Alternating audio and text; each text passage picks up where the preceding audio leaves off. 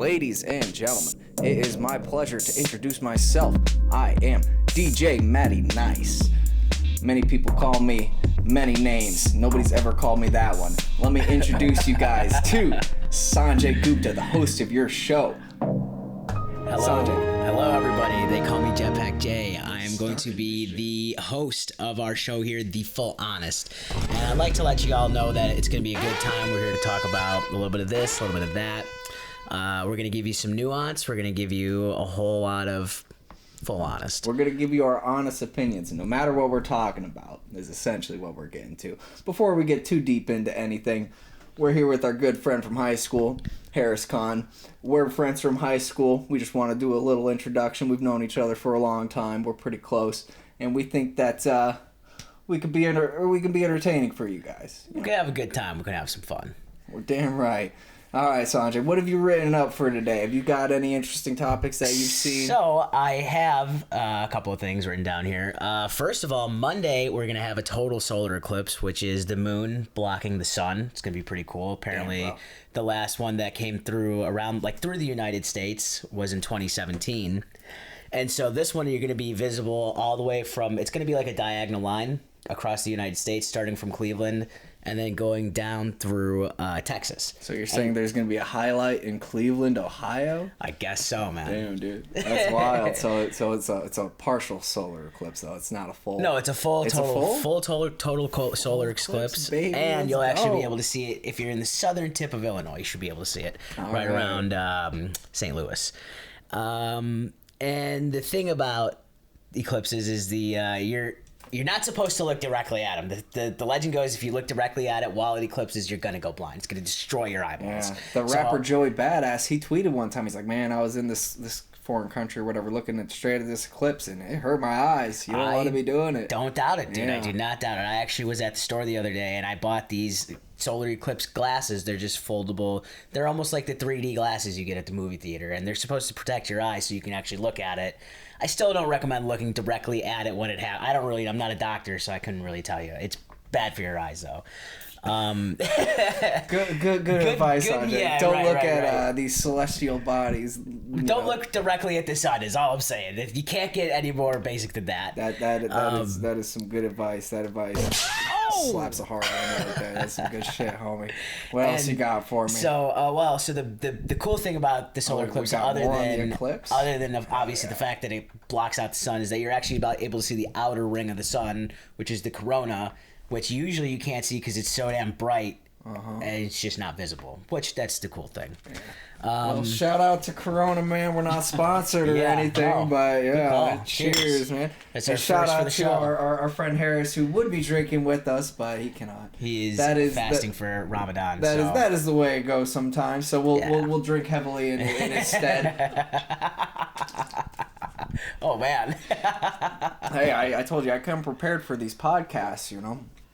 Anyhow, people, I just want to hope that you all are doing fantastic out there. It just feels great to be out here, you know. We've been wanting to put a podcast together for some time, and the fact that we're here feels great, you know. It just really makes me feel so minty inside. I'm playing some random ass sound effects, you know, because I got to.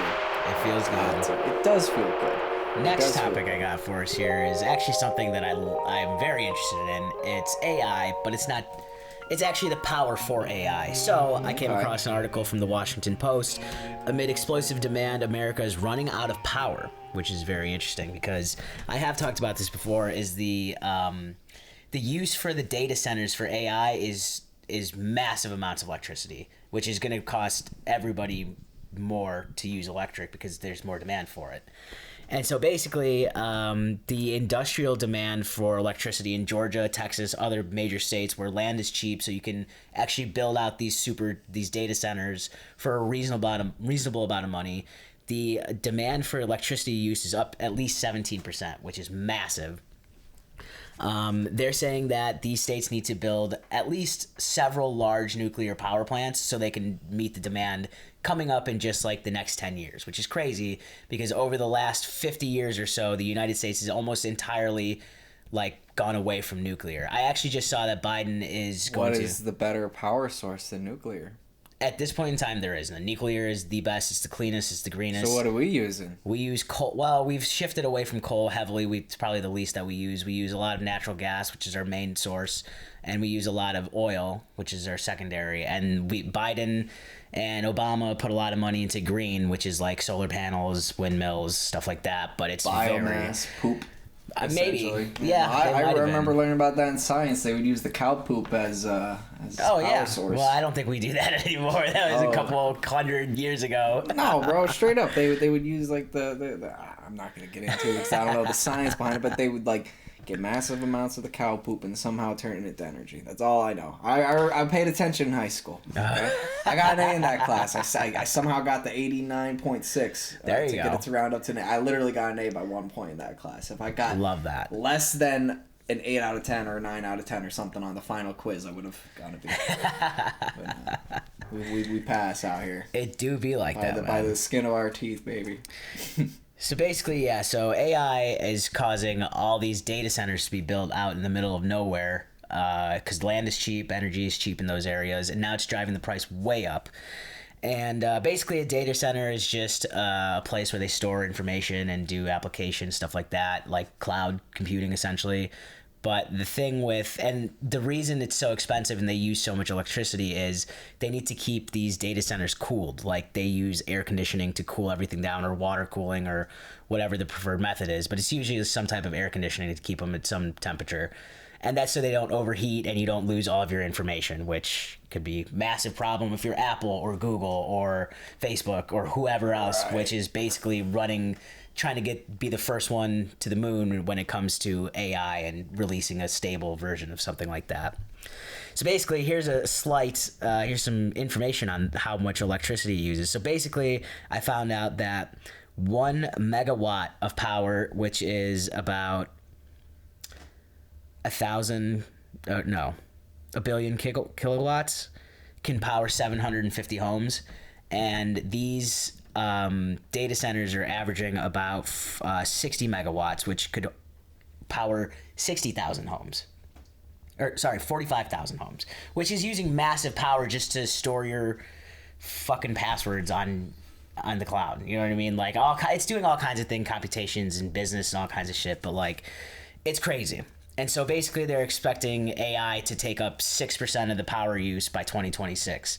Which means in right now it's at 4%. So in just 4 years, it's going to be taking up 2% of all electric demand in the next 4 years, or 2 years. Sorry, all these kids using ChatGPT for their essays. It's really right, screwing over the bandwidth. And so basically, that's going to raise the cost for everybody who's using electricity, which is everybody. And man, I live out in the woods. Yeah. So what this article said is that companies like Google, Microsoft, and these big AI companies are actually going to look towards making their own small nuclear reactors inside of these data centers so that they can power themselves. So they'll be off-grid, and that could potentially work, but like nuclear is so far behind what it should be right now because the United States essentially swore off nuclear. They were afraid of it. Yeah, they were like 3 Mile Island. 3 Mile Island in Chernobyl. Yeah, which is reasonable. Like a meltdown is terrifying. It's scary shit. Like I would be scared too. It's ironic that out of all countries, America is the one most afraid of nuclear energy because we use nuclear weapons. But it's okay. We know the power, so that's why we decided to come off. I don't know. No, I firmly believe that nuclear is the way to go when it comes to energy because first of all, I've heard it's pretty. I mean, I've read extremely it's safe. safe. Yeah, I've read At it's this safe point in as time, much it's as I've been able to read up on the subject, and Right. it seems like it's the most efficient of all of the energy sources that we have. It's like you take a little bit of this radioactive material, a little bit of uranium, refine it, or plutonium or whatever you're using, and you get some massive energy output. Yeah. What is coming up, though, is thorium, which is a naturally occurring... See, the thing about uranium is that it's... You're making that up. Thorium, dude? Thorium is a real You're telling thing. me that this thunder thorium of salt Mjolnir, mines, bro. It's this lightning it's coming going to out power here? us forever. So basically, you can get it's like a super dense ball of metal, like this thick, this big. The Tesseract? Yeah, something similar. Okay. We're in a Marvel movie now. No, and basically... It drives its own, once it gets hit by some type of ignition, some lasers, it starts up the reaction and it powers its own reaction and it actually becomes another nuclear, like another material that powers another energy reaction. So it's just continuously doing energy reactions until it completely burns out. Oh, shit. And with this, the main difference is there's no spent nuclear fuel rods, which is what you get with uranium, or which is what we use now for the most part. Uranium, or what you had said, I can't remember. Plutonium. And I'm sure there are a bunch of others. Exactly. There are a couple others, I think. And so, like, radioactivity. Thorium would be the way to go. There's still a bunch of testing going on. You still got to get reactors that are sizable. There's still, smaller reactors that they're doing smaller tests on. But it could eventually be something like what the Google and Facebook are trying to do, where they're trying to build their own reactors to power their own stuff.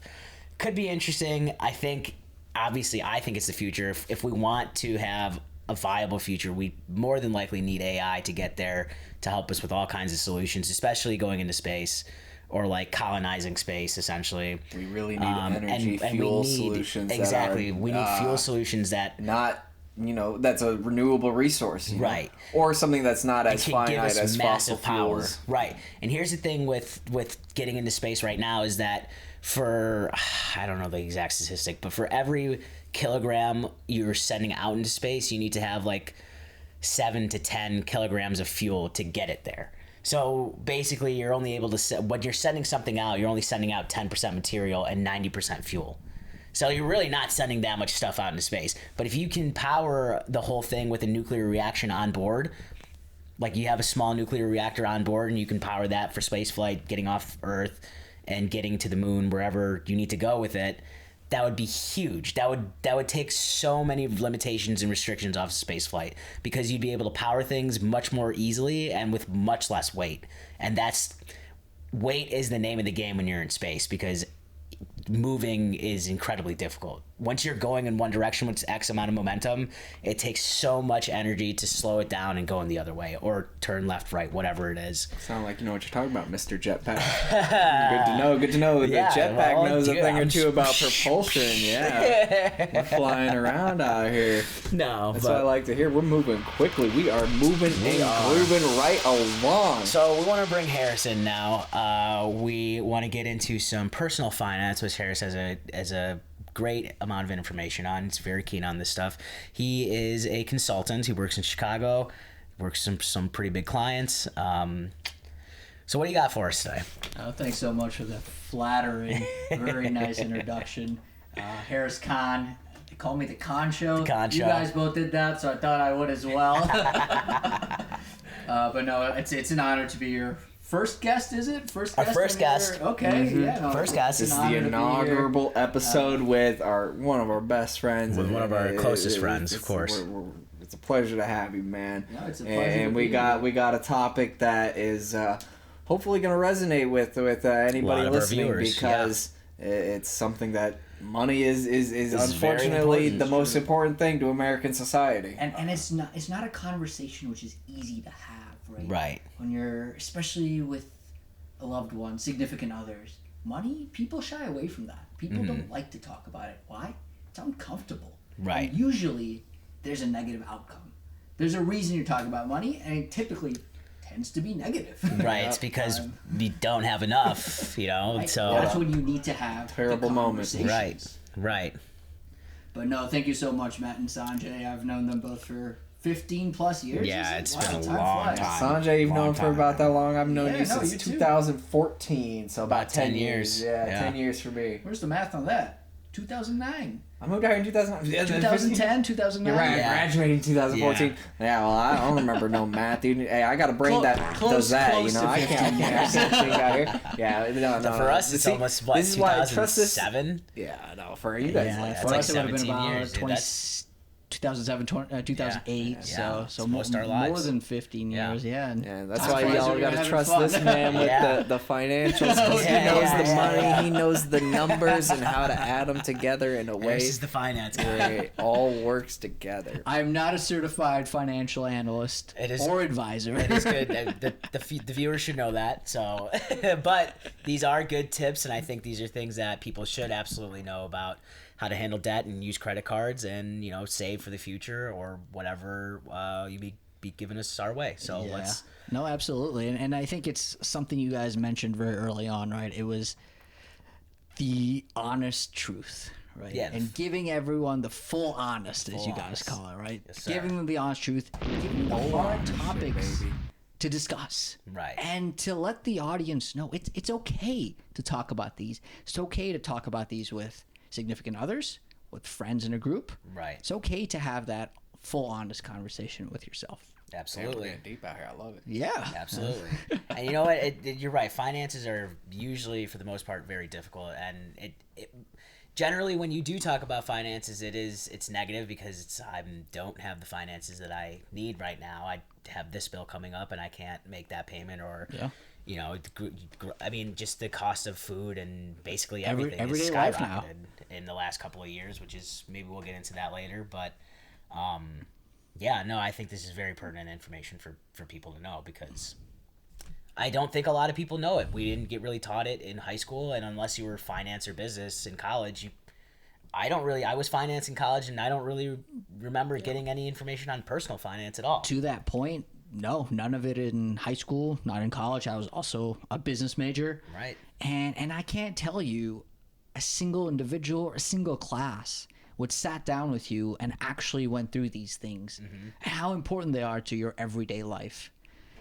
There was one quote in my econ class in high school, and our teacher, I know it, Mr. Evans. He gave us a card. Yeah, right? Mr. And Evans the card gives you said, the card. "Don't spend money you don't have." And then he had a picture of himself right, on the he other did. side of the card. Yes. He's staring at you. How are your finances And that doing? was the one piece of advice that we got in high school. Yeah, or college. honestly. It's great advice. Other than that, absolutely. Don't spend money you don't have. Yeah. It's the basics. Or the you don't have basics the 101. capacity of making in the future. Yeah, Exactly. you definitely don't want to be So I think overextending yourself. I think apart from that, no, not at all. And you know, these are things we've learned over time. These are things our parents, our families, They our know. friends have taught us. Right. Our managers at work, people older than us typically. Mm-hmm. But I think it's, you know, good to share. Good to share with folks who are learning about this subject.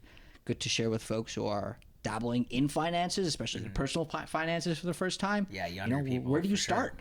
Right. How do you do it? Right.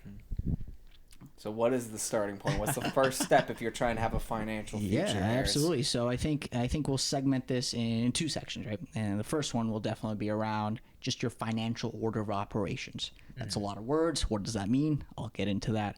And then the second one will be credit cards. You know, it's something we use every single day without thinking. Right. How to use them, tips and tricks about them. What are credit cards? How to use them efficiently and effectively. What are credit scores? How many credit cards should I have? Let's get into all those. All right. All right, so let's start with what I like to call the financial order of operations, right? So there are 9 steps of the financial order of operations. Now, your first question might be, well, what the heck is Harris saying about financial steps. order of operations? So what does that mean? So steps, oh, what man. that means is this is the order one should be looking at their finances in. And if you had a limited amount of money, let's say you had $10 in your bank account, if this is the order that you should be spending and prioritizing your finances in. So we'll start with the first one. The first one is having your deductibles covered. Now, a really, really easy way to explain that would be with insurance, with auto insurance and home insurance. And that's typically the two insurances Main most people insurances, are right. familiar with, right? And a deductible means in everyone's insurance, you'll have a deductible amount. And we'll just use a basic sample here. It would be a $10,000 home insurance, very low amount, but just for the example, with a $1,000 deductible. So in this case, that means you have to pay $1,000 before you can tap into the insurance side of it. So I always say have your deductibles covered for auto, for home, and any other insurances you may have. Have those covered in an emergency, right? Have those ready to go. Is that step one? That's step one. That's your step one. Have your deductibles covered and able to be paid. Number 2 is emergency reserves. Now, you may have heard of one should have 3 to 6 months of emergency reserves saved up in case of a job loss, an unexpected change in the economy. And that's generally where I would say is the second order of operation. Have that 3 to 6 month safety net in case of economic downturn or unfortunate events that may happen in people's lives. Unexpected, I should say. So after that is employer matches. So now we're up to number 3. Employer matches. You may be thinking, what is that? So a lot of employers give a match to 401ks, and that is essentially free money. Right. Never leave that on the table. And here's a general example I'll give you. When you join an employer 401k program, you might allocate, let's say, 3% into your 401k employer 401k. And what the employer would say to you is, we're willing to match whatever you put in up to 5%, Right. for example. So never leave that on the table. Why? Because that's free money they're giving to you. $1,000. I mean, that's 5%. Yeah. So let's say 5%. So that's $5. Let's say you started at that. $50. Let's say you started at that 3%, right? And putting in $30, and your employer is saying, well, we'll match up to 5%. So that means they'll give you up to 50, but you're only putting in 30, so they're only going to match you with the 30. Yeah, 30. But you might as well put in that 50, because then you're getting an extra 50. Yeah. Right. Right. Yeah. Yeah. Number 4, high interest debt. Pay that off. For sure. Get that off your palate.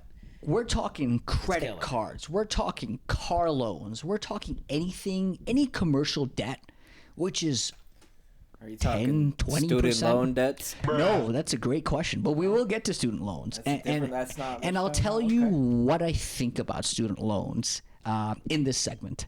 But hold your thought, Matt, Yeah, I'll come back to because it's a really good question, and I know so many of us battle with student loans now. Billions of dollars in student loans, right? I mean, I think Joe Biden trying to forgive Billions of dollars in just debt. X amount in debt for student loans, and that's an everyday thing that many millennials, Gen Zers deal with, Gen right? Zs, for sure. Having a very large amounts of student debt. But I do want you to hold that thought, because we will get there. But credit cards, car loans, I think those are some of the larger ones, or anything that might have a high interest. Right. After that, switching gears back to saving for retirement, right? Saving in general, I mean, it's tough out there right now. Right. Yeah. So saving for your IRAs or 401ks. You might have heard of Roth IRAs. I think those are very powerful. And one aspect here, which people actually don't consider, a lot of employers offer an HSA, health savings account. Now, what an HSA is money you choose to put into your health savings account to be used towards health. Insurance or like going to the gym? What is that considered in health? Typically going to the doctor, paying off those bills. Hey, I got new contacts. I can pay those off. Okay. Anything directly related to medical or dental expenses. Correct. Yeah. Now, what people don't realize about this is you can put however much you want, and the beauty of HSA accounts is they're triple tax deferred. And what that means is you don't pay tax on the money that goes in. Mm-hmm. You don't pay tax on the money while it's in there. And you don't pay tax if you ever take it out. Like when you pay that bill, you don't pay tax on that money. But deferred means you pay it later. Deferred doesn't mean you don't pay tax. It means you pay it later. So when does that tax get paid? Keep that in your account. There's a limit, and I believe it's $6,000. Okay. Triple tax deferred, right? And I think that's important to note, because not anything else I know is triple tax deferred at this time. Max out those retirement options, right? For everyone keeping score, we're at number 7. Six. Oh, number 6. And like you said, I was good with numbers, right? I'm gonna put them all up on the side. You're number good with 6. advanced numbers. I'm really good with basic numbers. I can get percentages between 1 and 100 perfect. Max out those retirement options, right? The IRAs, the 401ks, max out those contributions. That's probably next as number 6 on the list. Right. Yeah, get what you can from your boss or your company for sure. Now we're going to move to the final third of the financial order of operations, and I think these ones are particularly interesting because now you've done all those first few steps, right? Now you're in a healthy position, and everyone's on their own journey. Some people may be at the first step, some people may be at 4 or 5, some people may be at these advanced 8 or 9. So I'd say number 7 is to hyper accumulate your money. This is when you can really, really save, and because you've already done those first 6 steps. You've paid off your major debts. You made off the high interest debts, right? And we'll get into high interest later because there are a couple segments which I don't consider in that high interest area. You've matched out your 401ks, you're investing in your IRA, you have your deductibles covered. So now you can really hyper save, right? And that leads into step 8 as well, where people start thinking about 529 plans for college expenses for children. People start putting money into other investments like stocks, more fun investments. People may open CDs. I know those have become popular again all of a sudden. CDs are fun. Certificate of deposit. Why is that? I mean, we're over 5%, 5.2 because of the for interest 7 months. I mean, depends where you go for it, but yeah. Right. Isn't that just like giving a bank your money and then they pay you? And then they're giving you 5% on the CD. They're essentially saying it's 5.2. It's annualized, but I always wonder because it's 7-month contract. Are you only getting 7 of the 12 months worth of interest, or are you getting a full year's annualized interest in 7 months? That's a question. I mean, I don't expect you to know that. No. So from my experience, at least, what they're saying is, and we'll use easy numbers again. Right. We'll say $100. Right. You put $100 in a certificate of deposit, and you are giving it to them for 7 months. And we'll use 10% as the rate just for the sake of this. So in 7 months, when they return your money, they will give you 10% on that.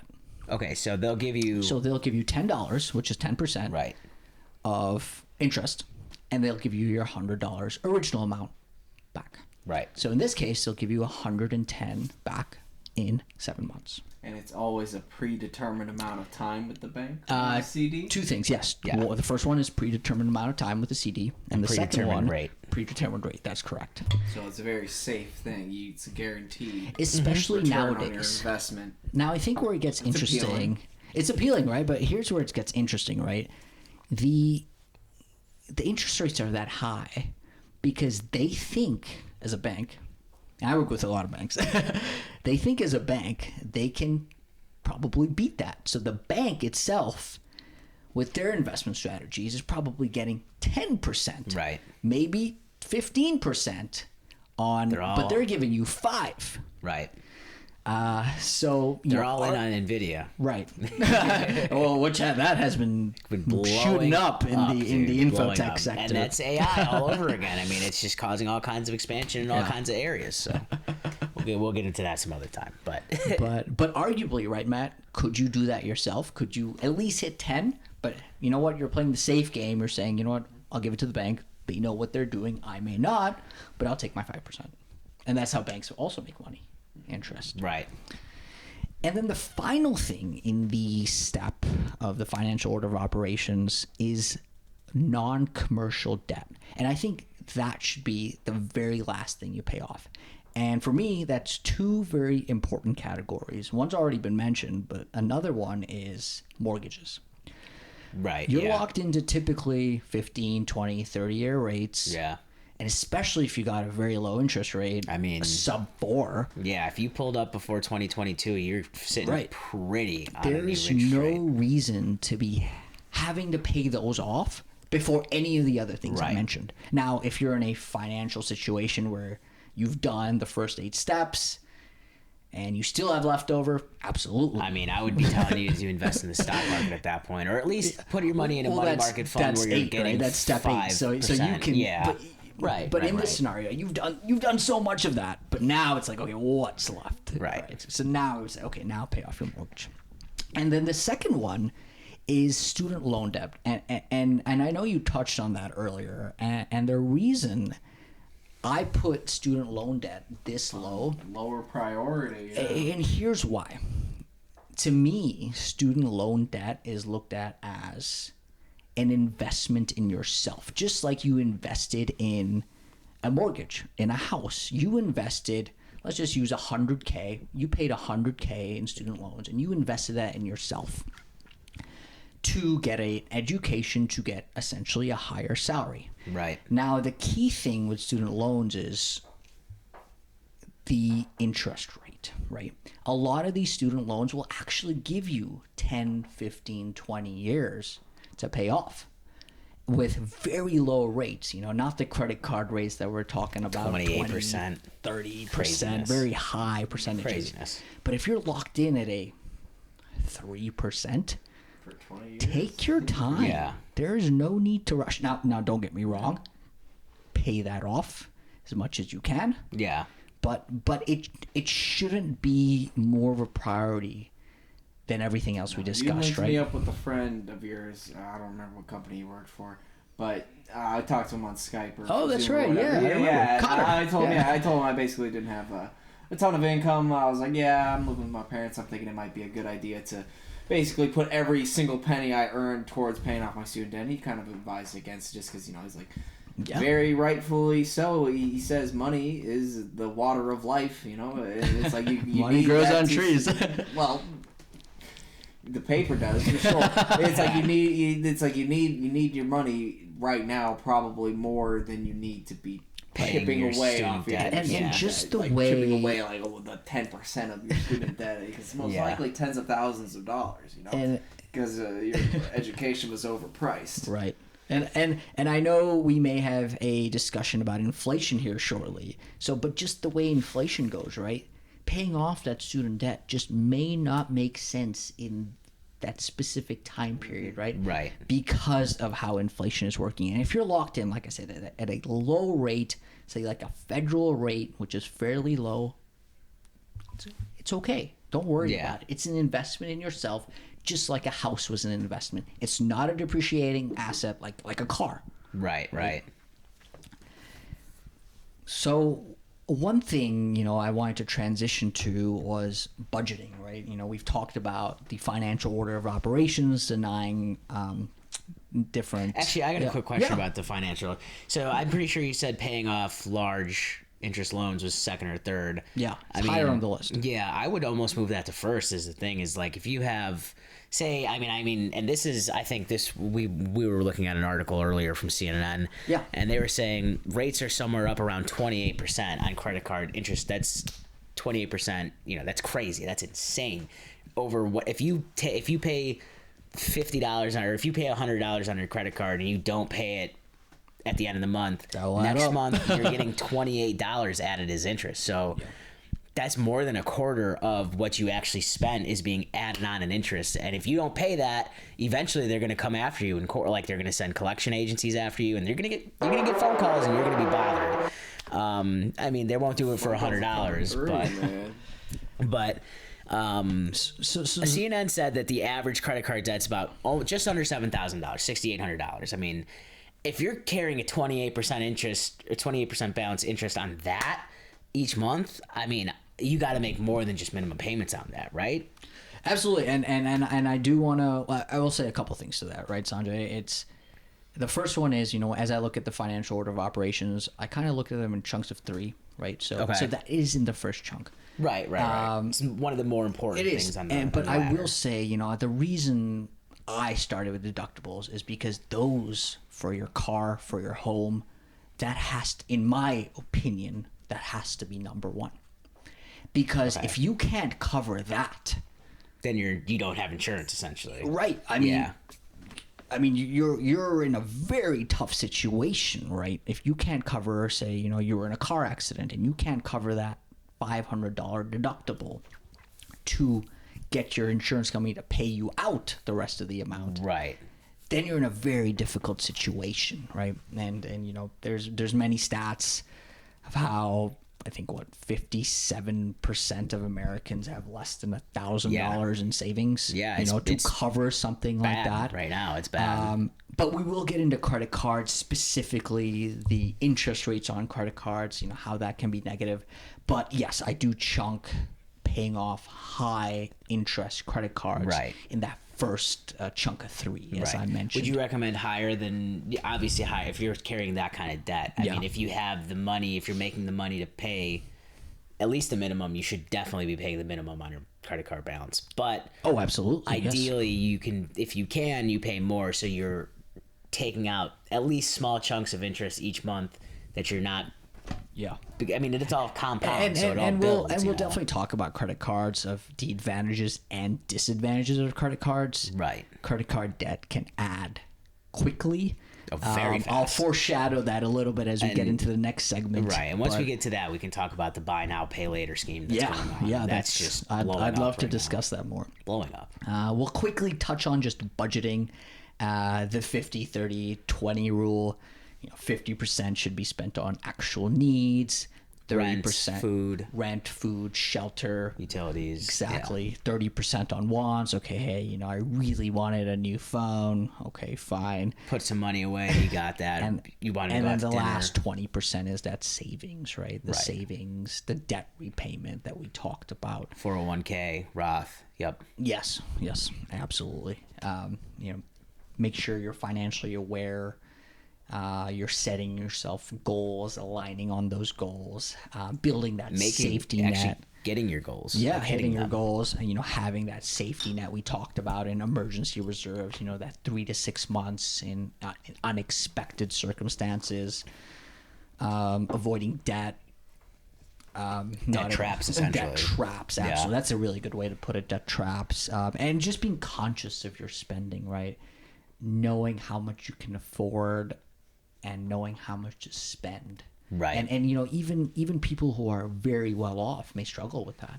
Right. You know, I mean, if you go on a shopping spree, you can easily rack up $1,000 just on a few items, like a couple items of clothes, a purse, a bag, something like that. Send your girlfriend to Target, see what happens. Jeez, dude. Oh man, that's a dangerous mission, bro. It's a dangerous mission. Oh man. I mean, they go in there, they need $20 worth of stuff. They come out with $350, and they sign up for a Target. I mean, what is going on, man? I had $1,000 at Target. Steel City, bro. And don't get me wrong, I love Target, but I saw this meme the other day. It was exactly to your point. There was something needed for $20, and how did the man save $280? Well, he went himself to Target and got the item instead of his wife or girlfriend going and spending that extra $280. Could be very dangerous. There are just to wrap up the last segment, there are some good budgeting apps to use. You know, a few that I've heard of: Pocket Guard, Honeydew, Every Dollar, Good Budget. I think so. Those are just a few easily found on Google apps, or Apple have Android one? apps or Apple apps. Yep. Apple should probably come out with their own budgeting app. I mean, they had the credit card that they had with Marcus. Who was it? Goldman Sachs, right? And I think they actually closed that program because they just weren't getting enough people to sign up. Which is kind of crazy. Get the Apple Card intro offers and do you really? Emails. Yeah.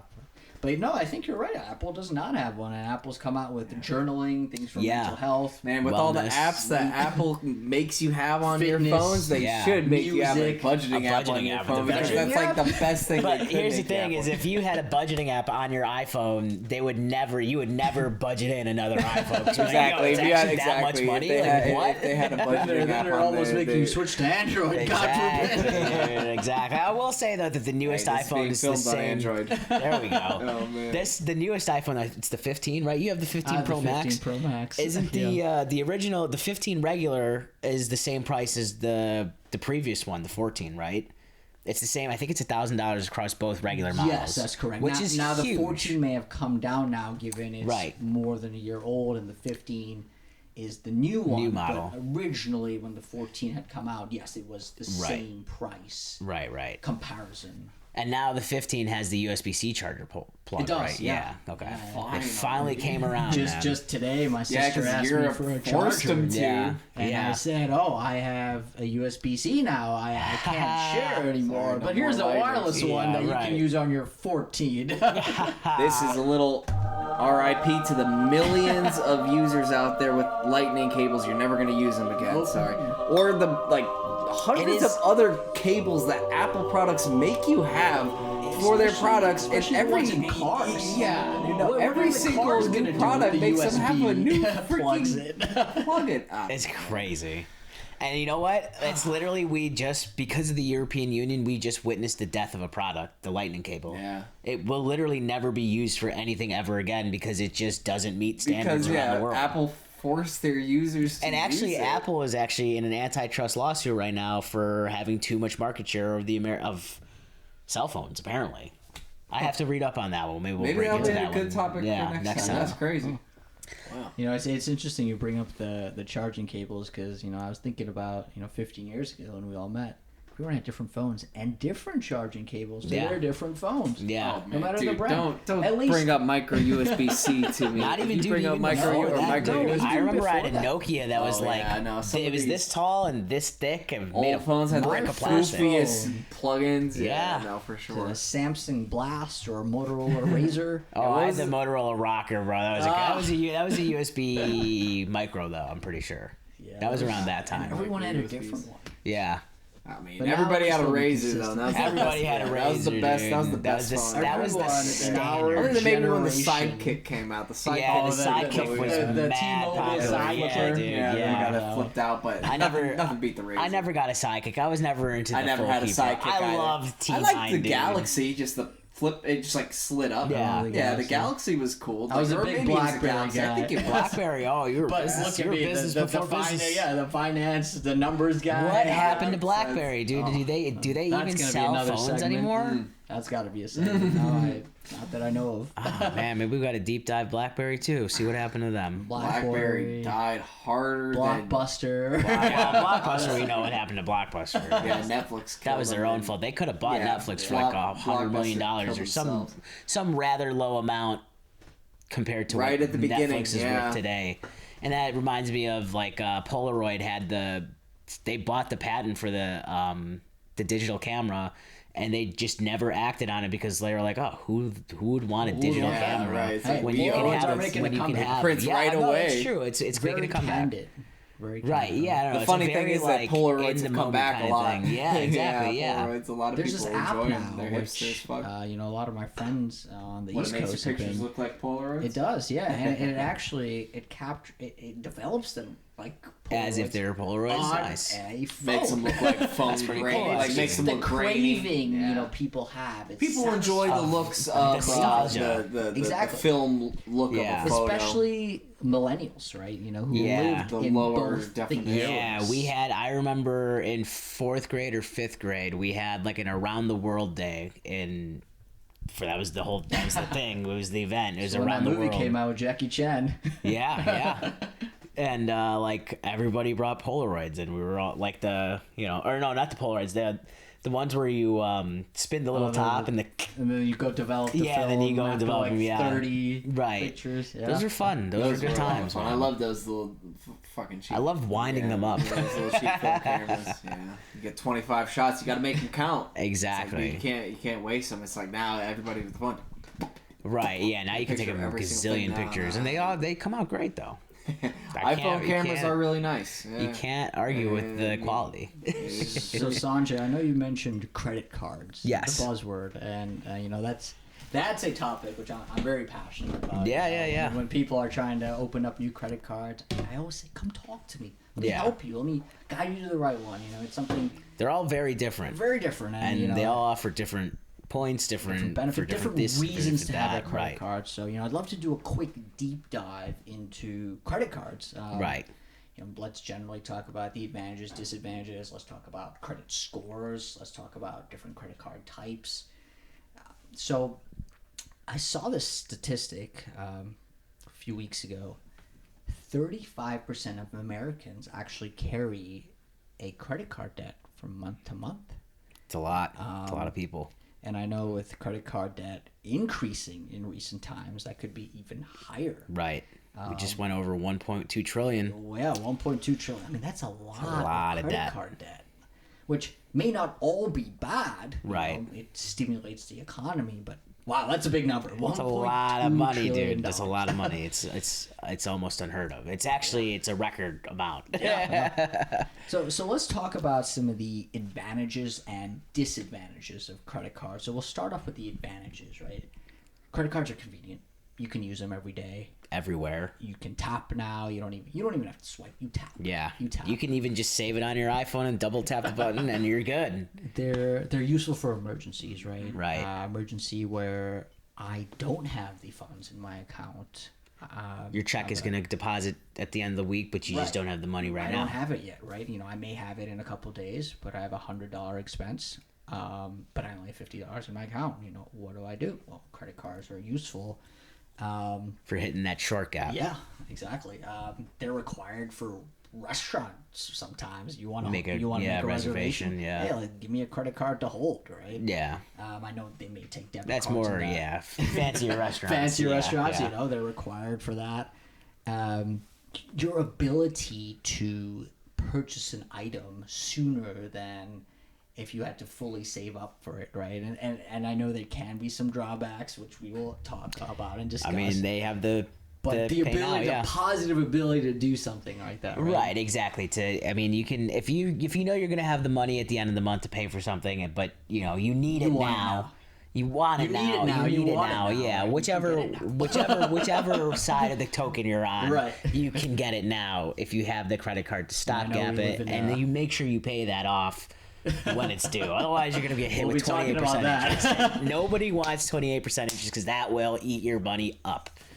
And I think the last one, which is more important to our 2024 world, right? People don't carry large amounts of cash anymore. No. Right? You're making a purchase of $10,000. You're not going to bring a briefcase. You're not. And you're not. What if you're dealing coke? And you're also not going to carry around your checkbook. What is this? Fucking 1950s? Like checkbooks are. Do people even know how to write checks anymore? I know how to write a check. I do. I know you do. Write a lot of think checks, I've written a few checks, but generally no. Right? Yeah, I don't think so. Yeah, exactly. Zelle, Venmo, there's so many ways to send money now. It's like... So instead of, those traditional wallets, which had bills and bills in them, now the wallets have transitioned to, well, not only plastic, but just card cases. Right, exactly. Now you just have your ID and a few credit cards in there, and you don't really need to carry that much cash, right? Mm-hmm. Yeah, I know. You're like a never cash kind of guy. I always carry cash. All cards. Yeah. I think in the future we're just gonna be walking around. We're gonna have chips on our arms. Yeah, we're gonna have Neuralinks, bro. People do that at concerts already. I went to the Brooklyn Mirage. They scan themselves in. What you do is when you're entering, you tap your credit card and it's linked to your wristband. So at the venue, when you're buying things, and I think the same at Lollapalooza in a way. Yeah, when you're buying things, you link your card to your wristband, and you can just tap that. Your wristband. That's cool. And it links to your card, so then your I think you have like an account set up online. Yeah, your account set up online. The Brooklyn Mirage, I did it in person. It was like, tap your wristband, tap your card. Oh wow. Done. At the end. That's easy. I know with Lollapalooza, I think we had to do it in advance, but no, the Brooklyn Mirage, right there, right then. Right. Let's talk about some of the disadvantages. I know we were alluding to them, foreshadowing them. So while credit cards have a lot of advantages, right? There are a few drawbacks. Interest on credit cards are very, very high. And that's purposeful, right? People don't pay off their credit cards. People buy things they can't afford. And then that's when you get hit with the 20, 25%, 30% interest rates. There's additional fees you can start getting, not paying off that card. Now there's additional fees. The temptation to overspend is so real. America's favorite pastime. Use your credit card. Yeah, no. Because you do want that. Why should you wait till the end of the month when you have the money in your account when you can go buy it right now? I'll be the first one in line. Right. And unfortunately, what that can do is that can cause large amounts of debt. And it folks builds up very quick. People don't even realize it. You don't even know until you look at, now you can sign into your bank or whatever card you have, and you can see on your phone, oh, my credit card's at $252 for whatever, that's how much I've spent this month. Yeah. But before all that, you would just swipe, and then you'd get your statement in the mail. And statement. Oh, I spent $52,000 this month. What? And to that point, Sanjay, one that we don't consider every day, which is now more easily tracked because of what you just said, technology, is something like identity theft, right? Yeah. Because if you are getting that paper statement more than a month later in the mail, you haven't caught that flaky Home Depot $500 charge, which you had no idea about and weren't even in that state. I got some charges from New York Burger King a couple years ago. I don't know. Really? Oh, that was me. You spent $100 at Burger King 3 separate times? God damn it. You can't put it past me. but no, not exactly. Right now, you can see it on your app. You probably got an alert that you're not even in the state of New York, exactly. Right? Like, hey, you just used your card in Illinois, and now you got to tag it in New York or like, how does that California or Texas or wherever. Time travel has not been invented yet. Yeah, we can't teleport just yet, but we can. Planes fly pretty fast. Not that fast. If you could travel anywhere, where would you go? Good question. I don't know. I feel like I'd like to be a samurai. That'd be pretty fun. Samurai would be. A samurai era would be really cool. But it's like the thing is, like, you could teleport to that time, but you don't have the skills as a samurai. You're gonna get your head sliced off. I have the skills of a samurai. Don't worry about it. Don't worry about me. I'm worried about my opponents. Pretty cool. Where would you go? Oh, I'd go in the future if possible. I want to go to the future too. I don't know why you want to go to the past. Absolutely the past. I mean, I would go to the past if it could help me uncover some grand mystery. Like, I would go to see like how the pyramids were built. I'd do that. Yeah, that's something actually like a great that. Yeah, time to go. It's like if you could uncover. You'd have to do a lot of great guessing because they really don't know when they built them. Yeah, it is true. I mean, if you just get sent back in time to ancient Egypt, you'd probably see some crazy shit. For sure. Something out like if there were actually aliens assisting their society. I mean, I went to Egypt. Probably see it pretty quick. Yeah, I went to Egypt, and there's actually the obelisks, which are like 20 to 30 feet tall, just one single cut of stone out of the side of the quarry. Incredible craft. They actually have one that they left in the quarry because it got hit by lightning and it cracked on one side of the face and then on the other side of the face. And they actually dug it out, like, this is the point of the obelisk.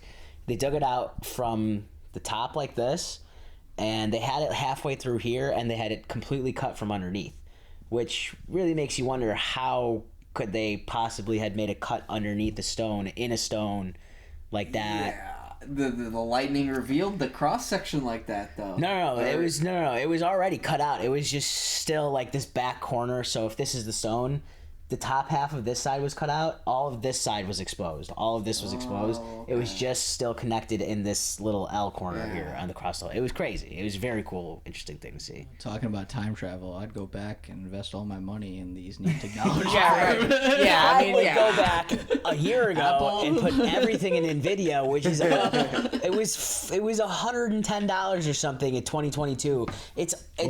It's like I'd have to look. I think it's up to like $800 something, dude. It's insane. Yeah, I knew it was a 2010 invest in hella Bitcoin or something. I think that's the real move. Is if I could go back to high school me, because that's when Bitcoin came out, was like 2009, 10, 11, something around that. Right around that. And I was thinking about it. It was like, you actually had heard about it? I didn't hear about it. I heard about it. College. It was like it was like maybe 2017. a cent. It was maybe a cent a Bitcoin, or like a tenth of a cent, or something ridiculously cheap. If you had just bought, if you had dropped $100 on a Bitcoin back then, you would have had hundreds of thousands of Bitcoin. You just let it sit. Insane. I mean, if you had $100 to spend back in 2010, you were never going to use that. Why would I put it in Bitcoin? But also, like, if you think long term, like $100 10 years or 12, 15 years ago is like nothing. Right. Now, especially if you include inflation and all that. But like, the way that Bitcoin has grown, it's at like 68,000 now. I mean, it was earlier this year. It dropped all the way down to like 22 or 24 or something. And now it's risen again. Yeah, now it's back off to the horses. I think it was just under 70, maybe 68 today. But I don't have much faith in virtual currency or however you want to call it. But Bitcoin is legit. I don't have much. I mean, currency, money is whatever people are willing to give you something for it. Right, exactly. Whatever people think is valuable, and a lot of people think Bitcoin is valuable. Put all their it's worth $68,000 right now per coin.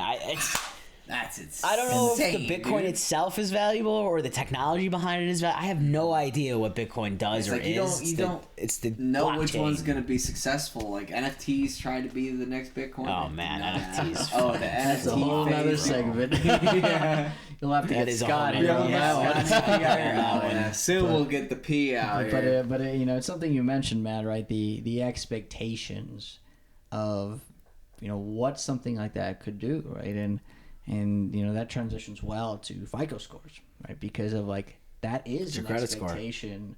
That is the credit score, yeah, exactly. And that is the expectation of how likely you are to pay your bills, right?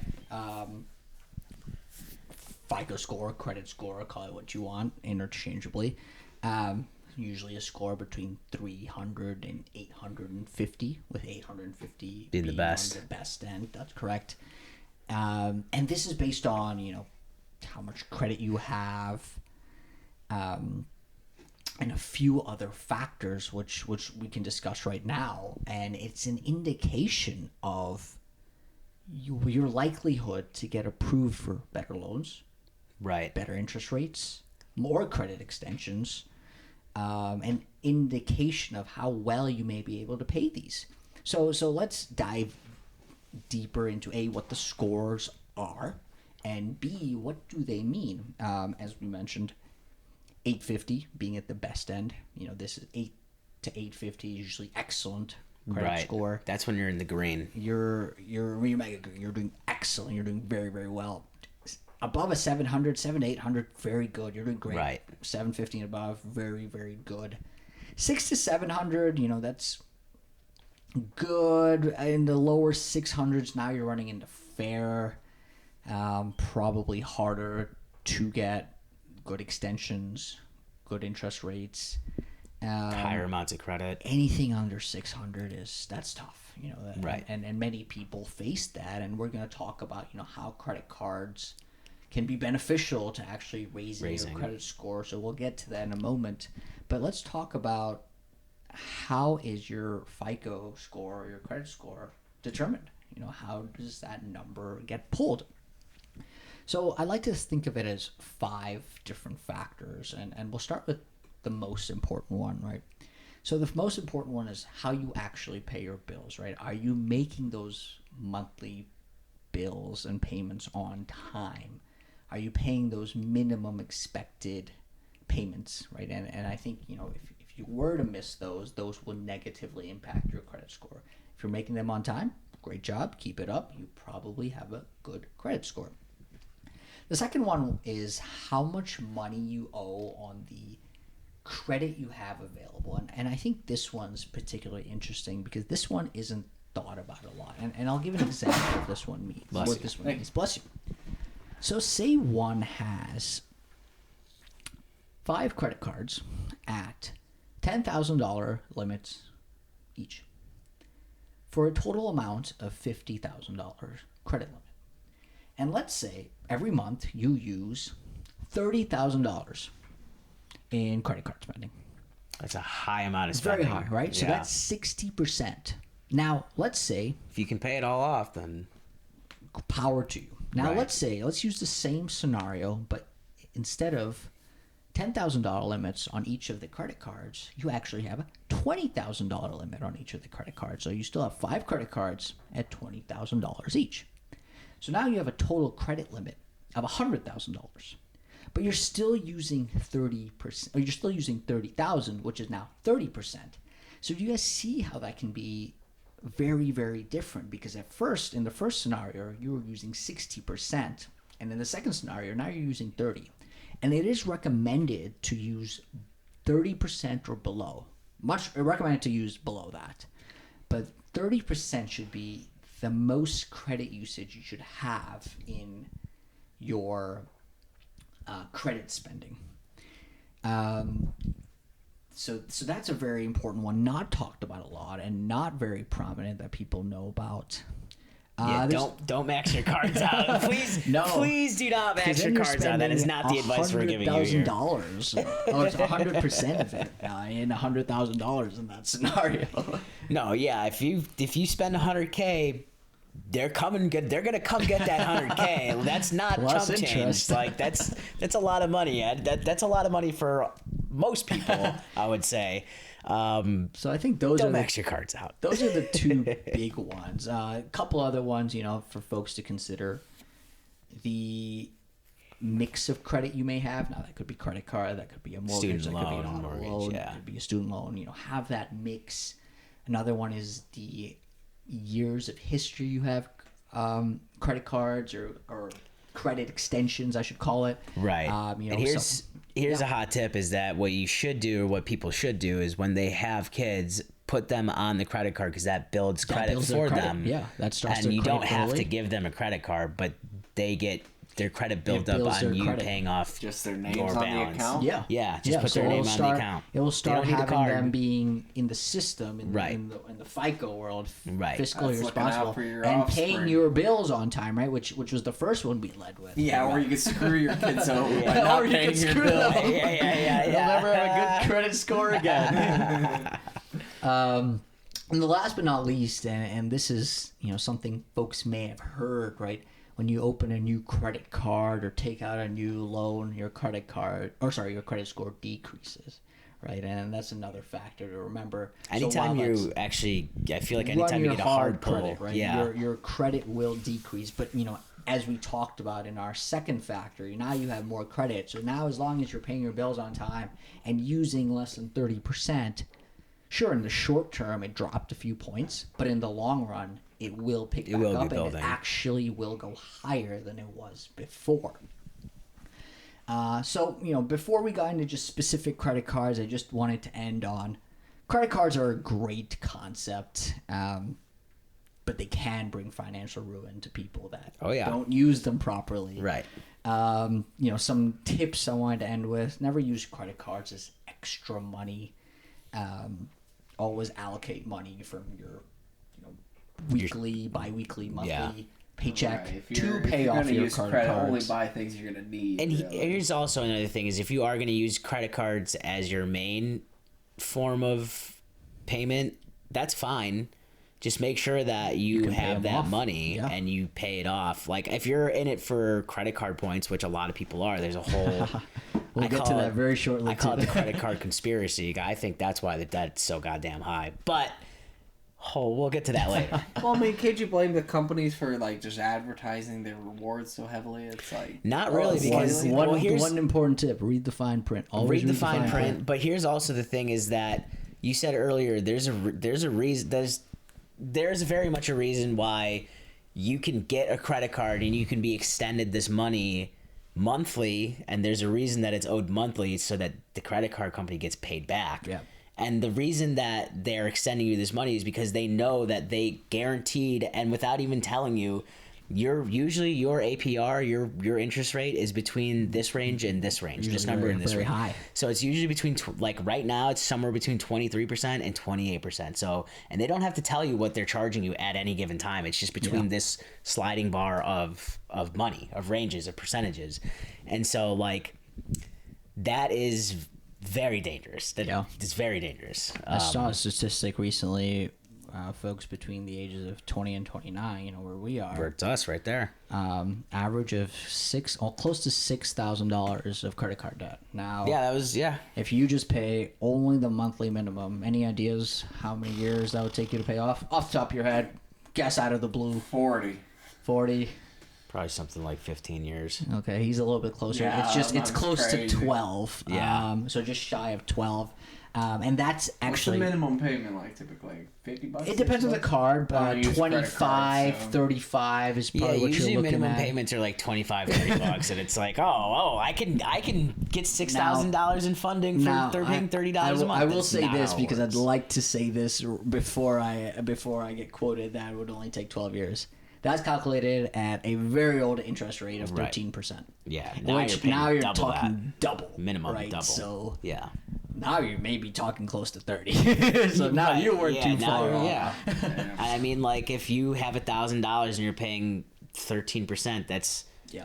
That's, I just know because my pay... student loan was like, hey, this if you pay the minimum amount, this is like with the interest, how long it's going to take you to pay it off. So I just guess it. No, with the interest rates, nowadays. So yeah, absolutely.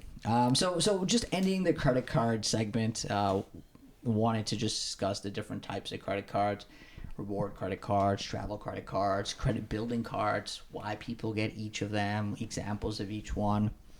When I think reward credit cards, I think Chase Freedom Unlimited. That one gives you a good card. 1.5% on everything, 3% on like restaurants. Capital One Venture, similar. Think of Wells Fargo Active Cash. That gives you 2% on everything back. So those are, you're building up. That's actually really good. But back. Wells Fargo just is not. You just can't. There's no Wells Fargo even in the area. Well, what happens is people typically get credit cards from whichever bank they bank with. They keep their checking accounts. So I know, Chase, Bank of America, those tend to be the most popular ones. Exactly. Yeah, bigger banks. Smaller banks have a more difficult time, and usually you'll find better rewards there, and that's the reason why. Right. But 2% is good. It's just, there's no Wells Fargo's even in our area. Like, I haven't seen one. I drive all over the place. I've never seen a Wells Fargo. There used to be one in Chicago because I used to bank with Wells Fargo when I was out in Nebraska. That's all they had over at campus. And like, when I would come to Chicago for whatever reason and I'd try to go find an ATM, I was like, I'm paying fees on everything. What is this? Right. I don't know, but whatever. One other credit card you wanted to mention, right, is low interest credit cards and what we call balance credit cards, and don't exist. And well, they can be really beneficial, and they do exist. And we'll get into the specifics, right? This is why reading the fine print was very important.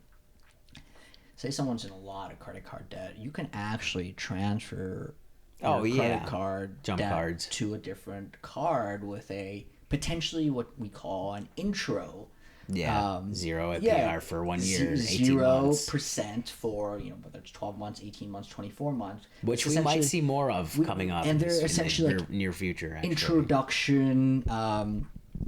You're getting an introduction deal here because the credit card's saying, okay, for zero. You're a new customer. Yeah, you're a new customer for 12 months, for 18 months, for 24 months. We'll give you 0%, which will help you save on the massive fees, interest fees you're paying. So let's, click away at that credit card debt a little bit, but those can be really beneficial. One comes to mind, Citi Citibank double cashback, and that one has an intro offer. There's many cards which do, but again, read the fine print. But that can be really helpful for folks who are getting out of credit card debt or who are actively trying, because once that interest starts to build up, it's just so hard to get out of credit card debt.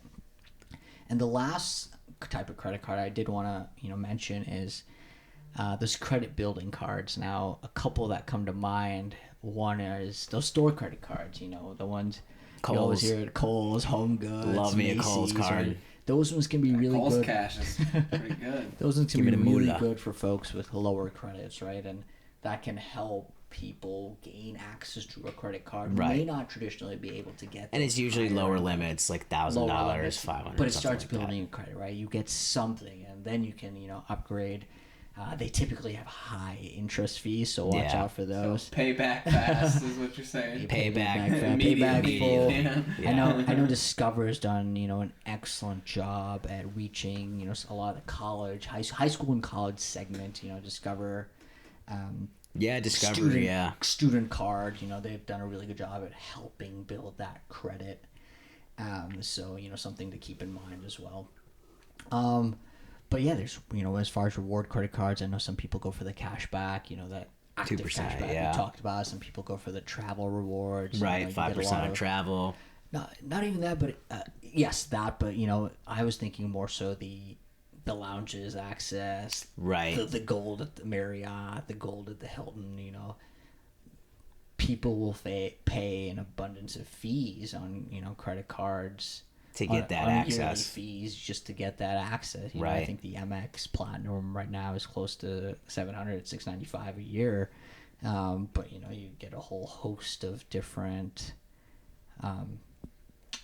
benefits through the Right. program, right? So arguably people can justify that $700. I mean, just an example, Clear membership is free with that credit Travel, card, yeah. but that's a $189 fee otherwise. So some people can justify it, just make sure you're in a position to do so, right? I mean, paying a fee for a credit card is pretty crazy when you're. But again, it's if you get the benefits, a lot of then them, yeah. I mean, that's the highest end, that I can Right. think of. A lot, some of them do have $95 Right, a year, like which is the more Sapphire feasible. card, I think is $150 a Get month or you something, Sapphire. and that's good for international travel. There's no That's international $95 a fees. year. Yeah, Get you no, a Sapphire free. Sapphire Reserve. Right, yeah, Sapphire Reserve. Yeah, Yep, that's right. And that's a great card. Well, I use that when I travel. It's Yeah. solid. Yeah, 0 foreign transaction fees. Right, and that's the main thing is if you're traveling overseas, you Yep. do not want to and, pay and you're getting a lot of cash back on that, right? I believe it's it's 2%. 3% on restaurants, right? So if Yeah, you're using yeah, they that have for the restaurants categories. and you're able to make up that 95 in a year or more, Right. then it essentially pays for itself. A couple of years back, I used to have the American Express Gold Card, which is $250 a year, right? Mm-hmm. But big Amex guy. yeah, but what two things I noticed about that is every month in Uber credits I used to get $10, which equaled 120 a year in Uber credits, and $10 a month I used to get towards, it was like a dining expense. I used to use it towards Grubhub. Right. So that was another 120 a year. So that 240 just with those two benefits was very close to the 250 I was paying per year. Now, can I use that 250 elsewhere? Potentially, yeah, but that was worth it for me because those were two benefits that I use on a consistent basis. Right. Whether it's, Do you think that's obviously because you live in Chicago? Yeah. Or being in a bigger major metropolitan area, you have more options to food dining, but say you move out to somewhere suburbs where there's not nearly as much of these dining options that deliver necessarily. Yeah. Would that change your opinion on potentially getting the card and I if think- that's a major thing? I mean, like you said, Yeah. it's $250 for the fee, but you're getting $240 in delivery credits, so that almost pays for itself when you live somewhere where you get a lot of deliveries, right? And, the classic answer is depends, because it depends on what type of lifestyle you're living to justify this card, right? I know we used the example of the American Express Platinum card, which I should actually say this. The American Express Platinum and Gold card are actually not credit cards; they're charge cards. So Which did I wanna think make you that. should make the difference. Yeah, It's let's definitely important talk to about make that the difference. split. But just to finish off that question, right? To justify that $700, are you using that Marriott Gold? Are you using right. that Hilton Gold? What is it worth to you? Are you using that? I think $189 in Clear. You also get Walmart Plus. I think you get like a Saks Fifth $50 usage every 6 months. So you get so many benefits. But are you using that to equate to The $750, yeah. And then you can kind of do your own cost benefit analysis to it. I think an important note to make about credit cards is charge cards, and this is probably the most important one to say, is a charge card where it differs is while a credit card usually has a minimum monthly payment of say $25, $30, $35, likely on the lower end. Charge cards, on the other hand, have to be paid close to full. Yeah, they need to pay in full. And that can be a major change in someone's spending habit, right?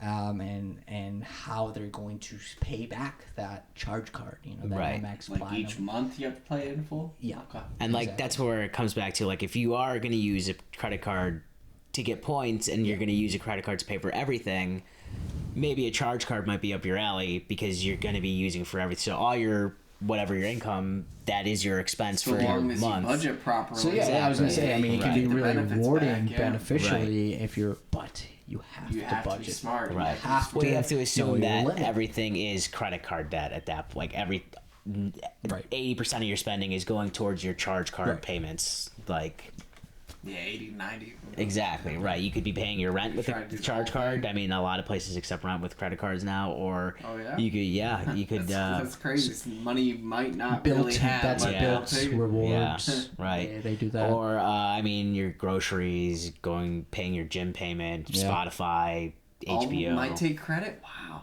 Yeah, everything. Yeah, Everything else- they're all, everything- everything takes everything's credit linked to cards credit now. cards now. It's an automatic, phone You just bill. you gym. throw it on auto pay. You Spotify. never have to worry I about guess it it. doesn't matter to the companies. They still get the money. Yeah, that's the thing The is banks yeah. who are at it's the such risk. and so but- that's the thing is that's essentially a credit card company is the middleman. They're a loan shark Yeah. because if you don't pay them, they're going to take 30% They're coming interest. to you, right? And if you have a high enough balance, they will come after you for sure. If you're carrying just like $200-300, that's whatever. Eventually, you'll build up enough interest on that if you don't pay it off that they will come after you. But if you have a large credit card, like a large amount, like 50,000, that's your credit limit, and you're spending 20, 30, 40,000 on your card, they will come after you. That's a lot of money. And let me ask you guys this: how many credit cards do you guys each have? Right, and should there be a number? I never use it though. It's not really. Like Mr. Evans said, don't buy things you can't Yeah. afford. You know. Right. So you have. It sounds like you So it have doesn't that seem for like, for emergencies, me, sure. but you may not use it on an everyday basis Yeah. because you don't want to take the risk, right? And you don't want to spend money you don't have, right? So, no, I think that's smart. I know. A lot of people. I always recommend having one credit card, so you're in the right. You're not using it aggressively. Again, in the right. I know a lot of people have between 1, 2, all the way to 5, 6 is probably the higher level. I've seen people with more. Don't get me wrong, but that's typically some of the average numbers you're seeing with credit cards. Right. I mean, I have business cards, so I don't have just a few. I guess I have two cards. Well, I you're got the personal. Menards card Yeah. now. Yeah, and that's really good for credit building, as we were talking about earlier Sure. as well. And one thing, Sanjay, which you brought up, which I'd love to dive deeper into, is that whole loan shark thing, right? They're loan sharks. I mean, that's literally it's legalized loan sharking because you can they're fronting you money today so that you can buy something today, but you have to pay them back at the end of the month.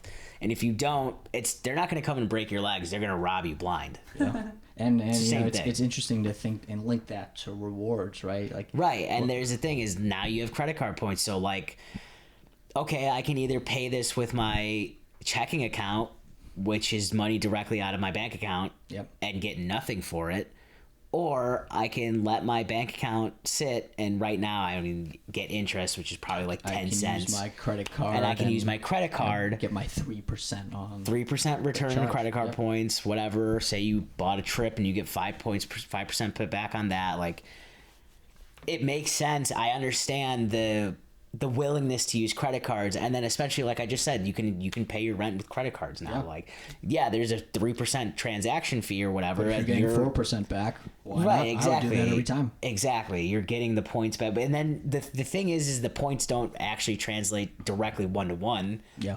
But I mean, a lot of them are, a lot of credit cards have different partnerships where they transfer over or they have a specific way of redeeming your points, right? Whether it's through travel. Chase whether is really it's good through- about it. Yeah, like, It's like cash back 100 into to your 1. credit card. So, Right. There's a lot You of can pay different off your programs. bill but, with I it, always yeah. find it interesting, the way credit card companies, and I've been seeing this recently too, are coming out with more aggressive reward programs in a way, which They're trying to stimulate spending. well, two things, right? The first thing is it almost surprises me just due to the amount of credit card debt there is, right? How are credit card companies and banks able to afford that? Well, they're banking on the three of us spending $1,000 each on our credit card, and 2 out of the 3 of us not being able They'll to pay pay our it all credit right card. back, yeah. So now you're getting fees, and that fees, That's how they as a make credit their card money, company, yeah. as a Well, bank, that's yeah. indirectly funding the other person's rewards, right? Right. So And like, yeah, I guess that's true. And I mean, there is a certain amount of people who do pay their bills on time and pay in full month. I mean, I pay my. I do too. I try to full. at least, or it's planned for. Exactly, like, at least most of the time. It's in the budget. It's in the budget, or you adjust your credit card spending so that it's not nearly as much, right? Keep chatting. But no, this has been fun today. I know we've chatted a lot about finance. Yeah, it's a lot of finance. It's a lot to digest. We're gonna have to, but definitely make it easier for some people to understand. No, it's a lot going on in there. Wanted to make it as easy as possible today. Right. You know, always open for further discussion. Always open for questions.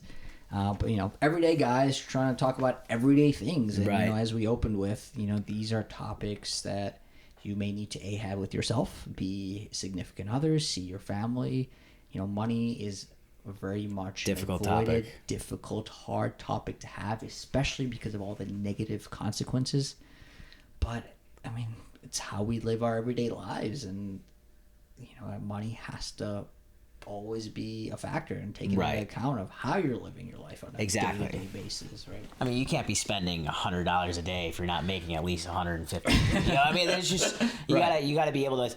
You have to make what you spend, and then you have to be able to save a little bit on top of that for in case you have to go to the hospital or go to the doctor. Or financial order of operations, right? Take your car to the shop. I mean, exactly. Yeah, obviously there's the financial, but I mean, like, I think that speaks specifically to professionals, and a lot of people are not in the professional world. A lot of people are just scraping. A lot of people 57% of Americans, so close to 60% of Americans, don't have $1,000 exactly to pay for that emergency unexpected expense, right? So I mean, like, so what would you say some maybe ways to make some money on the cash or cash on the side? Money on the cash. I know side gigs have become, you know, increasingly popular over the last actually countless numbers of years, right? People have that 9-to-5 job, but can make that extra cash on that side. Now, that extra cash may be super beneficial to be able to put in your savings account to save for that, you know, that car down payment, the house down payment. You know, I know we have a friend. You know, he works his 9 to 5, makes his $100K, and then he cuts hair. You know, on 6 to 10 p.m. You know, on a couple nights, and that. Couple extra $100 a night. Yeah, I mean, that gives him almost 10, 15, 20K a year, right? So if you're looking for a house down payment, we're going to do that. You know, I know photography's been increasingly popular. DJing is popular in our, you know, everyday lives. You know, that's like more of a weekend gig. Right. So, you know, side hustles. One that comes to mind, which, you know, as we talk about passive income, right? Especially in a big city like New York or Chicago, for me was parking spots. You know, relatively much cheaper than, say, a house, and something you're getting daily, monthly income on. And sure, you got to pay parking spots range from $20,000 to $40,000, but you still own that spot, right? You can lease them, you know, month to month, day to day. You know, that's actually an interesting concept. I never thought about that. Generating that income, passive income. Well, you know, it doesn't take much to maintain a parking spot. Not at all. Well, paint the lines, you know, especially in these, like I said, these high rises in big cities like New York or Chicago, where parking is such a premium, right? I know I was talking to some friends who've lived in, you know, Atlanta or Texas, and they're like, you know, with their apartment lease comes a parking spot. Right, which is how not else common. would you get along? Yeah. You know, around the city. But, you know, not like common in New York Chicago. or Chicago, you're not getting a parking spot. You're not getting a parking spot in New York at all. No, no chance. Those are upwards of why would you even have a car? $600, $800 if you want like a nice covered parking spot. In Chicago, I know they're $300-$400 too. So, that's a month. That's a month. Insane. Yeah, which is, you know, very expensive. So you know, if you own just one spot, right, that annual income could be close to $5K. And sure, you know, there's an initial investment, but again, it doesn't take much to maintain one, right? It's very different than a house, hassle free. And again, right? Say you had that parking. Say you bought a parking spot for, let's say, $20,000, and you kept that parking spot for just 2 years, and you were able to generate $10,000. Yeah, you haven't made your money back, fine. But when you sell you still own that spot, so you can still sell that spot, and now you've generated $10,000 in profits. Right, over 2 years. exactly. And then what have you done, right? Advertise your parking spot on Zillow. Spot Hero? Yeah, Zillow? Spot Hero, yeah. Craigslist? Exactly. Yeah, you know, yeah. whichever All one free. it is. All free. Exactly. Actually, I don't know if you can. Actually, I think you can list. Zillow? Yeah, you can list on Zillow. Yeah. I have seen You parking can, yeah, spaces you on can. Zillow. That is funny. So, Harris, you got any, I don't know, big final good sticking points? any final stickers you want to hit us with, or like a good just like thesis statement, I guess, for people who want a financial future. Yeah. Like, what do you? You know, while you do were you think away, and I people think need we were to focus discussing on? this. Yeah, what I missed. Personal finance is important. It's not a conversation people want to have on a day-to-day basis. It's usually negative, you know, and whether it's with yourself, with your significant other, your family. Try to have those conversations because it will help you in the long run, and you know, be fiscally responsible as much as you can to the extent you can. And I think it's, you know, that same statement that we started with in the beginning. The easiest way to do that, don't spend money you don't have. And as long Mr. as Evans. you can stick with that statement in some capacity, you know, I understand emergencies, life happens. But as close as you can stick to that statement, I think the better off you will be. And, you know, really think about the needs versus the wants. And, you know, one interesting thing, which I had a discussion with a coworker about recently, was, you know, as we discussed why we make money, we talked about two very different viewpoints. And I'll give you my viewpoint. I'll give you his viewpoint. He said the reason he makes money and saves money is because he wants to be financially independent. He doesn't want to rely on a month-to-month paycheck to pay for his mortgage or pay for his bills, and he wants to be financially independent, and that's why he saves. And I looked at him and I said, that's very interesting, because the reason I save is to go on trips and to spend my money and experience life and, you know, do cool things and have fun memories, and two very, very different aspects. So I'll leave you with that, right? Like, I think it's very important to know why you do certain things, and, you know, why you're saving money. You know, what's important to you. There's no right answer. There's no wrong answer. It's what's important to you, right? But I think those are my final tips, Matt. Hey, right on. All right. Harris, it's been awesome having you, dude. Thank you so much. Let's wrap this up. It really has been a supreme pleasure, dude. You have been a fantastic guest, dude. Incredibly knowledgeable. I love it. Incredibly knowledgeable. You'll be able to top after your first guest now. After you, we'll just hopefully just keep going. We'll have to keep bringing banger like our after finances, banger after we want to banger. just be growing and growing and growing. Always growing. Sanjay, why don't you tell the camera All right, y'all. who we are, and let's get us out of here, friend. All right, y'all. It's been the first episode of The Full Honest. This camera died. Why don't you talk to this camera? All right, y'all. It's been the first episode of The Full Honest podcast with our good buddy Harris Khan here to come and inform us on